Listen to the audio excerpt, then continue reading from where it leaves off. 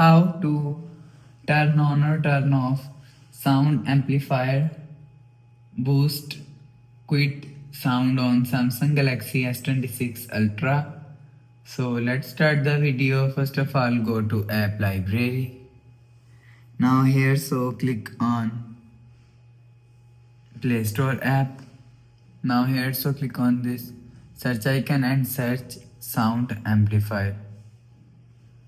So after click on sound amplifier, so first of all install sound amplifier app and click on open. So click on headphone, turn on.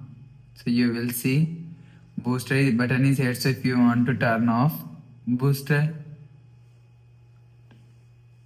button, so turn off this button, you will see boost button is turn off. So if you want to turn on sound amplifier boost button, so turn on this button. So after turn on boost button, you will see sound amplifier boost button is turn on. So you will increase or decrease boost quality, boost quit sound from here.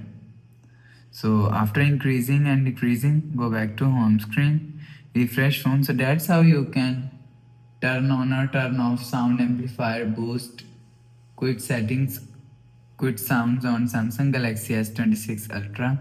So if you like the video, please subscribe. Thanks for watching.